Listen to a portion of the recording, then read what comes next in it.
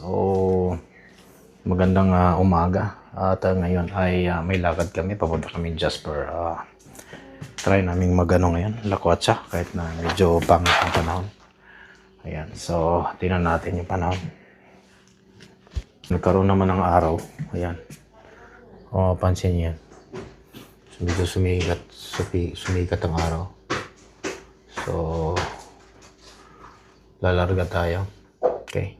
Yung araw na to. Prepare lang tayo. So,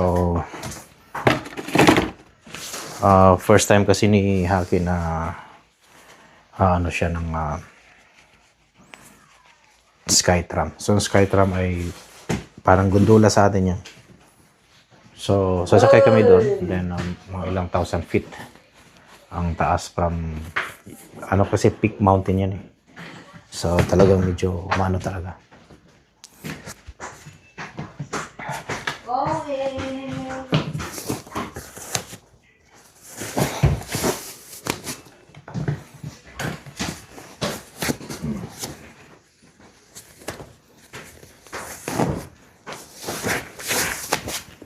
So, mag-breakfast ba? Mag-breakfast kayo? Haki? Hindi na lang tayo sa McDo. Okay, yeah, hindi na. Okay, so hindi na kami mag-breakfast. Lutuan ko lang si Chloe ng... Uy, nasa yung ano niyan? lutuan ko lang siya ng kanyang spam. Ng kanyang spam. So,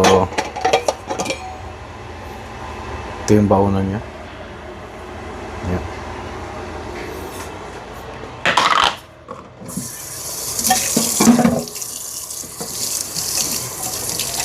So, bali ang Jasper ay from here to there ay pumapatak siya ng 3 hours.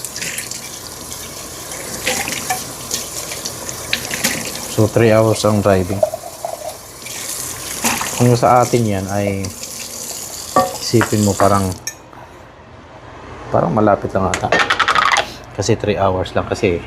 So, dito, 3 hours dito. Napakalayo niya. Ang bilis pa ng takbo mo yun, ha? Yung kagaya sa atin, yung 3 hours ay ano lang. Kasi, alam mo naman dito kasi.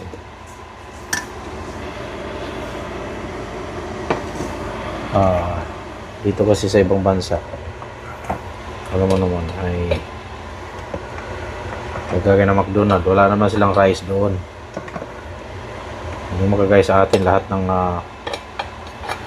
ng tindahan, kahit saan tindahan sa atin ay may rice. Eh dito kasi wala.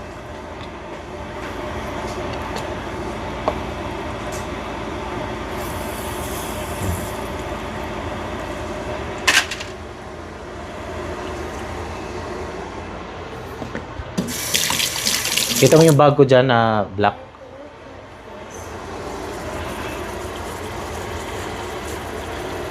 Ang Jasper National Park ay kilala dahil sa mga bulubundukin nila at Rocky Mountains, Rocky Mountains ang mga Rockies nila na at sa mga magagandang mga lake. Pero ngayon hindi natin maabutan mga magagandang lake ngayon dahil ka-start lang naman summer at saka bukod doon ay medyo makulimlim. So malamig.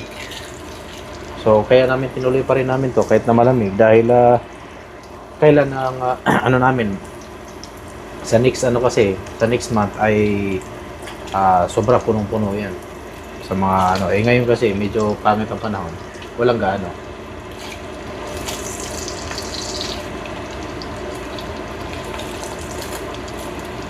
So pwede na kami kumuha din doon ng ticket, pwede rin magpa-advance ng bumili ng ticket, pero mas magandang doon na lang din siguro bibili dahil hindi naman masyadong marami dahil hindi pa naman weekend. Ang marami talaga during weekends, Saturday, Sunday, yan. Talagang marami yan. At saka bukod doon yung panahon, medyo alanganin ng panahon.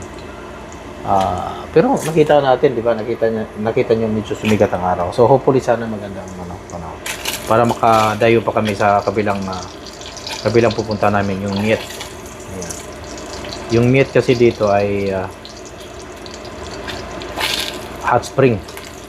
Ayan. Parang nandun kayo sa Pangasinan. Sa Mount Balungaw, yan. Sa Balungaw, sino nakapunta sa inyo sa Mount Balungaw? Si, Pino ba yun? Filipino TV? Si Filipino TV ata. Friend ko si Filipino TV sa ano ko. Yun ang naano ko sa kanya. Pumunta siya sa Balungaw.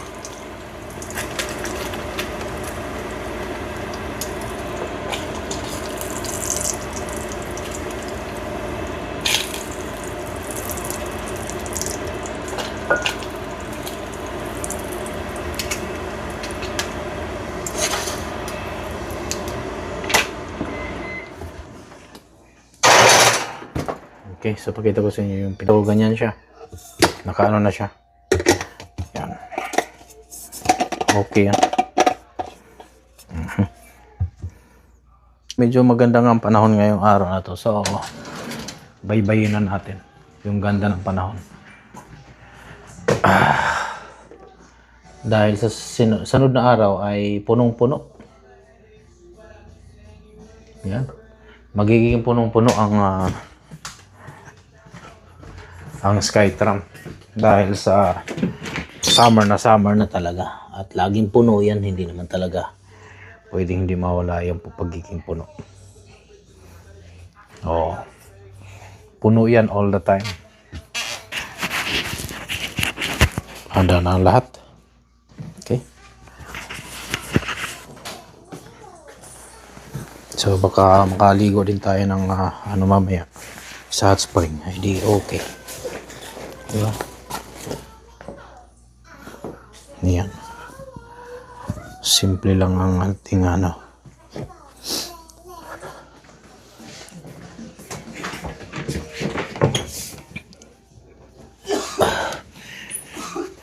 naman natin talaga in-expect na yan na matutuloy ngayon, pero alam mo naman ako pagka lumakad kasi ako. Pag lumakad kasi ako ay gusto ko ay walang tika-tika na hindi naman na matutuloy kasi pangit ang panahon. Hindi, rain or shine talaga, hindi pwedeng hindi. Nakita mo yung Ano yan? yung nilagay ko dito yung spoon and fork. Meron naman tayong spoon and fork doon sa sasakyan din. Okay lang yan, lagyan mo lang yan dyan. Nakita ko, nilagay ko dito yun. Pero ang kanin ay nasa ref? Ang kanin ay nasa ref? Nasa ref na. Hindi, wala. Nasa natin. Mainit pa yung kahapon, kagabi.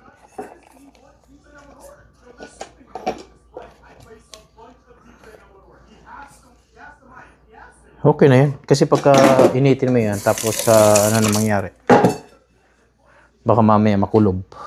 Di ba? Yan. So, gano'n tayo ng init ng kanin. Pero hindi na daw. Dito ko na lang sa bag ko ilagay ito. Oo. Kasi isang buhatan natin yan.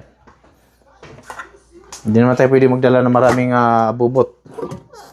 Papunta sa Kasi kay Chloe lang yan lahat dyan. Kaya pagka makyat tayo sa pag sa gondola na, dala mo yung jacket mo, nakaganon ka na. Pwede na to, no? Yeah, pwede na. Hindi pa yan, hindi pwede yan. Dapat naka-hoodie ka. Ayun yan. Hindi yan. Hoodie tapos ganyan. Wala akong hoodie eh. Hindi, meron ka. Hindi na. Kaya yan. Ikaw, good luck sa'yo.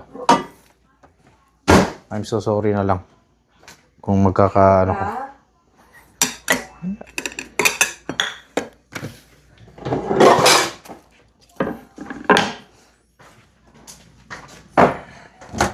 So alam nyo kasi mga kaparikoy, yung kasi, kung i-search nyo yan, yung Jasper, ay mataas yan. Ilang yan, masyadong mataasan. So kapag pupunta kayo doon at hindi kayo maayos ang suot nyo, ay talaga naman. Kilala ang sa niya, pagiging pagka may hike. Sa hiking pala kilala ang Jasper. Ayan, Chloe. Sa hiking pala kilala ang Jasper. Ayan.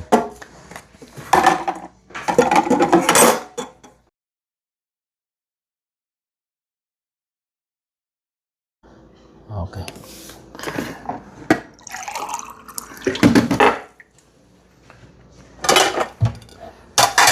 So, 3 hours ang biyahe. At ang Jasper ay kilala bilang sa hiking.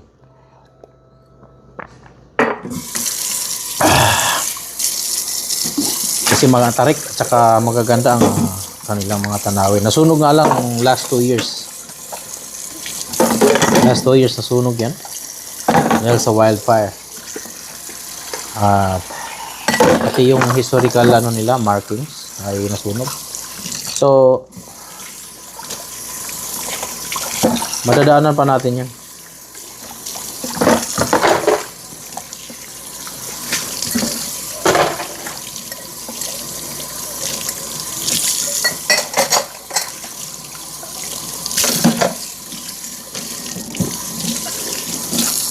Yung aftermath nung pagkakasunog ay maano pa natin yan. Makikita pa natin. Kasi hindi naman basta-basta makatubo yung mga lahat ng mga dahon. Tsaka trees. Alam niyo yan. So, merong ano yan.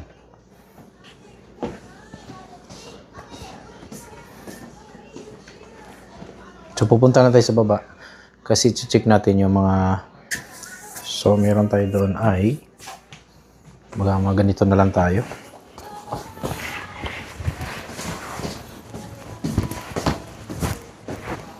So, okay na to.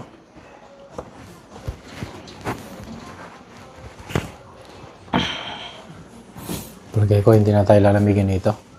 Yan.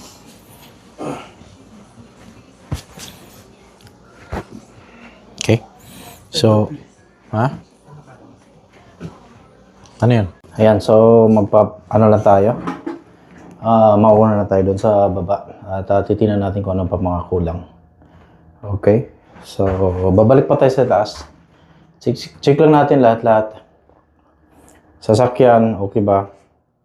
Okay, so nagdala tayo ng kalan. In case, pag nagutom sa daan, ay pwede kang magsindi. Okay. Anong meron tayo dito? Ayan, meron tayong tubig. Then, bag. Yung bag natin. Ito, bag. Meron tayong dala. Yan na yung ilalagay yung bag. Ayan. Tapos, kukuha na tayong ano dito.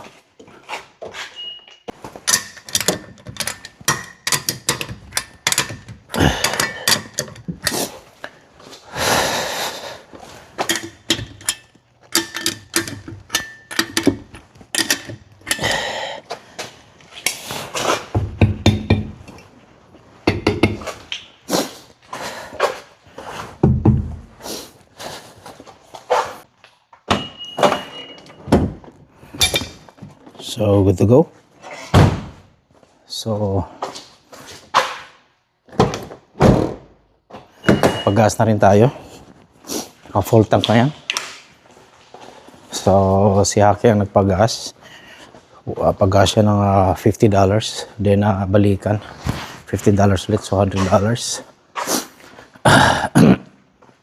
Wala nang stop over yan para magpapagas. Ang pag-gas namin yan ay pabalik na.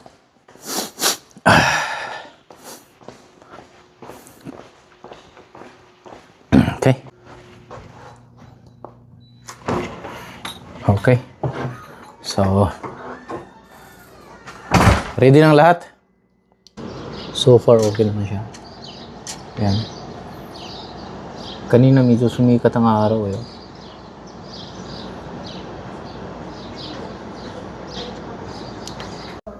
So, ganyan ang panahon ngayon.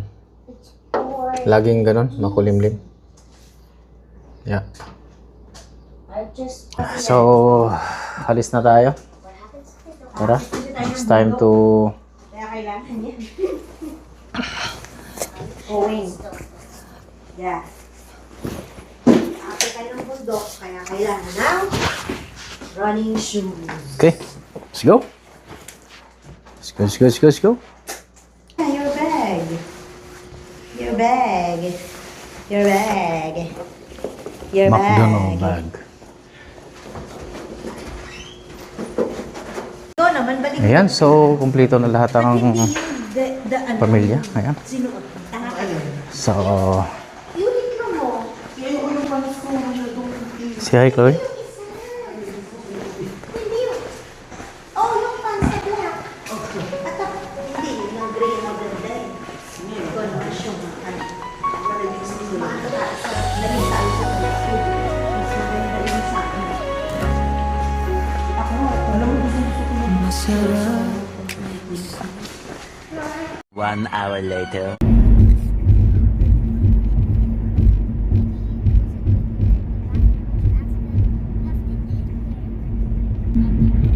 Oh, parang maano ka. Lagay mo doon sa gilid. Ayan, so mga kaparigod, dito na tayo sa Evansburg. So ang kasunod ng Evansburg ay Edson. Yan Edson to Jasper. Okay. Ayun yung nasunog. Burn siya. Nasa gilid lang ng kalsada pala. No? Nasa gilid lang pala ng kalsada yung nasunog. Diba?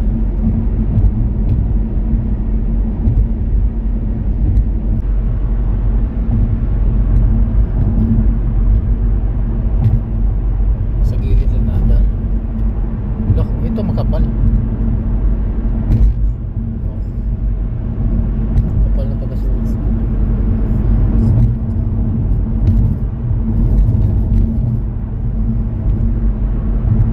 Tapos may bahay din doon.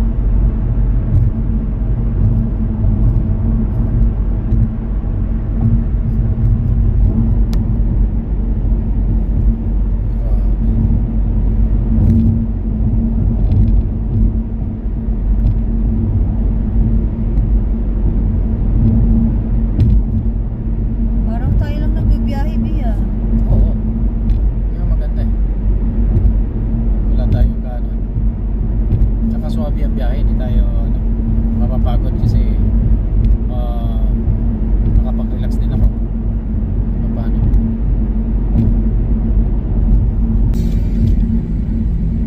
Sa Canada, di mo maintindihan ang klima. Biglang lumalamig at biglang mag-snow. Kaya sa amin dito mahirap mag-adjust sa panahon at klima. Pero okay lang yan.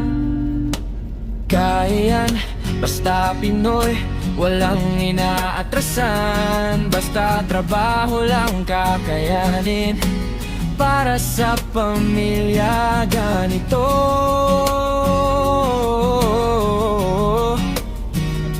Si Kapareko'y ninyo laging handa dito lang sa Nelme Itaw.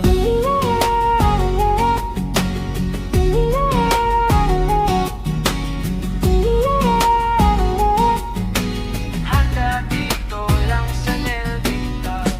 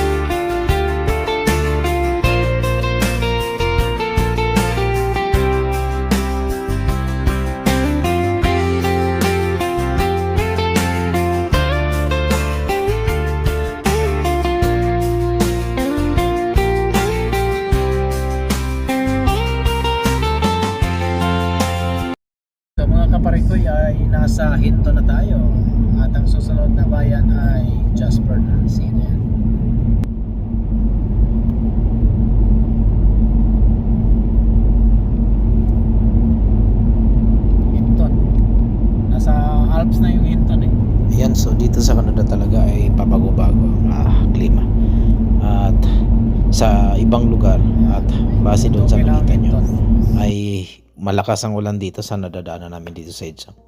Then dito naman sa dulo sa Hinton ay mainit. Ayan, so kitang-kita nyo naman may sikat pa ng araw at napakaliwalas ng panahon.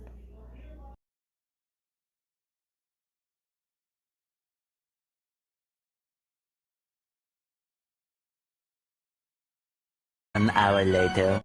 Ayan, so dito tayo sa Hinton at nag-stop over muna tayo dahil nag-CCR daw sila. So nasa Starbucks tayo, tara. So stop over lang tayo saglit, then balik tayo ulit sa ating ruta. So balik tayo ulit. Yan ang paligid ng Hinton.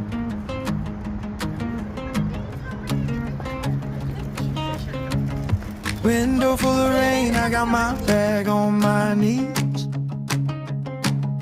Ticket in my hand and your name in my sleeve. Coffee gone cold on a plastic train tray. I keep counting miles like they know my name. Every sign says closer, every hour says wait. I can taste that porch light at the end of the day. I'm going home, back to your front door. I'm going home, that's what I came for. Oh, I'm going home, where my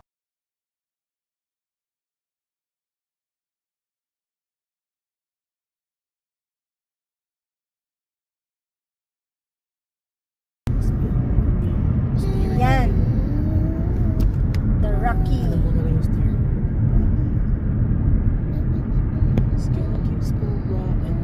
Yan, ayun. Yun ang maganda, ayun. Video na lang. Chloe! Tingnan mo yun, oh. OMG. This is the rock.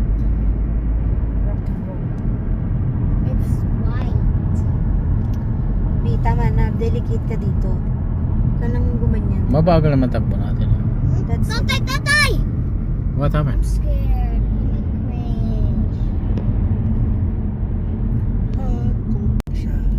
Ayan, so ito yung mga nasunog. Papunta na tayo. On the Ayan. birch tree. So yan yung mga nasunog mga kaparikoy. Okay. May second station pa yan. Ayan mga kaparikoy, dito na tayo. So nasa tuktok tayo at sabihin ko sa inyo ay andito yung ano, ayan. Doon tayo sa tuktok. Okay. Here's the All of my guts inside of my tummy is like there's humps. Ayan, so dito na tayo sa Jasper Nagkaroon ng humps. Skytram mga kaparikoy. At nakikita nyo naman sa paligid ng bundok na to ay talagang kalbo. At makikita nyo rin na talagang yung aftermath ng sunog o yung wildfire ng 2 years ago na nakalipas ay bakas na bakas pa din. So fresh na fresh pa ang ano, kasi grabe yung sunog dito nung 2 years ago. So buong bundok yan, ilang bundok yung inano ng wildfire. So wala talagang natira.